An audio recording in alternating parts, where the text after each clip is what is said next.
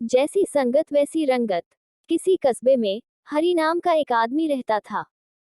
वह बहुत ही गरीब था। वह रोज जंगल में जाता और कुछ सूखी लकड़ियां इकट्ठा करता और शाम को उसे बाजार में बेच देता। उसी से उसका घर का खर्चा चलता था। एक दिन बहुत तेज बारिश हुई।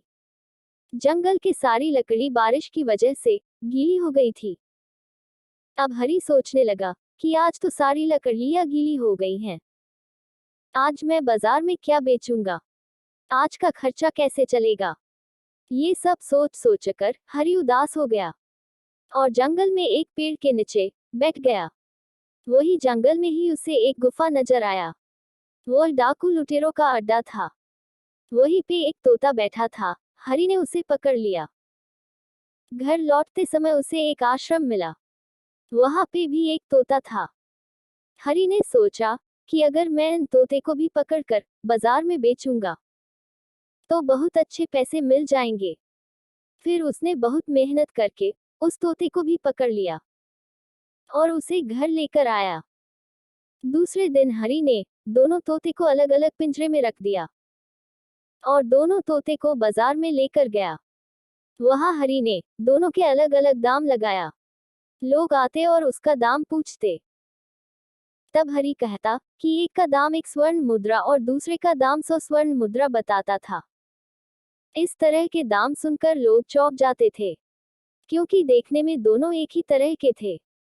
बाजार में किसी ने भी उन तोते को नहीं खरीदा। ये बात वहां के राजा के कानों पर पड़ी। उन्होंने अपने एक सैनिक को आदेश दिया कि हरि को दोनों तोते के साथ इस राजमहल में लेकर आए। सैनिक ने राजा के आदेश का पालन किया और थोड़ी देर बाद हरि को तोते सहित राजमहल में लेकर आ गया। राजा ने हरि से पूछा कि ये दोनों तोते का दाम अलग अलग क्यों है? देखने में तो दोनों एक जैसा प्रतीत होता है। तब हरि ने कहा, महाराज, इसका कारण मैं अभी नहीं बताऊंगा। जब आप इसे खरीद लेंगे तो आपको अपने आप समझ आ जाएगा। उस समय यदि आपको लगे कि मैं इनका दाम गलत बताया हूं तो आप मुझे दंड दे सकते हैं। राजा ने हरि के कहने पर दोनों तोते को खरीद लिया और उसे स्वर्ण मुद्रा दे दिए। हरि खुशी खुशी अपने घर चला गया। दूसरे दिन राजा सुबह सुबह उन दोनों तोते को देखने गया। जैसे ही वह एक पिंजरे के पास गया, वैसे ही उस पिंजरे के तोता जोर जोर से चिल्लाने लगा, अरे दौड़ो दौड़ो, इसे पकड़ो। ये दुष्ट कहाँ से आ गया? मारो इसे, मारो। इसके हाथ पैर तोड़ दो, इसका गला काट दो, इसे लूट लो। राजा को उस तोते की बोली सुनकर बहुत गुस्सा आया। वह तुरंत वहां से हटकर दूसरे तोते के पास गया। राजा को देखते ही दूसरा तोता बोला, आइए आइए महाराज, आपका स्वागत है। हमारे कुटिया में मेहमान आए हैं, आइए बैठिए। इनके लिए पानी लाओ।